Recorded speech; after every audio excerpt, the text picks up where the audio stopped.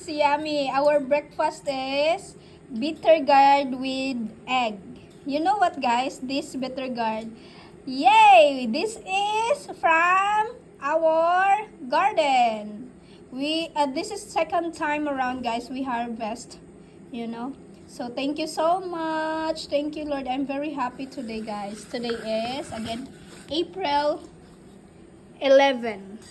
And my uncle is eating right there, and of course we're gonna have breakfast too.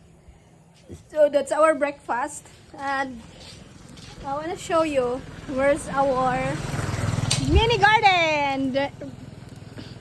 Yan guys, that's our mini garden. So I want to show you guys para sure jud no, para makita ninyo. So you can see our bitter gourd. So this is the bitter gourd, guys, no?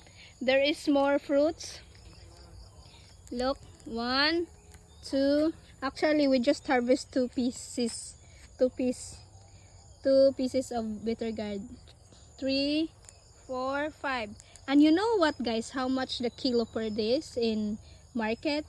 100 per kilo, guys. And there's more right there. Oh my God, I'm very happy. Imagine, guys, no? We can save more about vegetables. So, yeah. Guys, if you are new to my channel, please do subscribe my channel and tap the notification bell.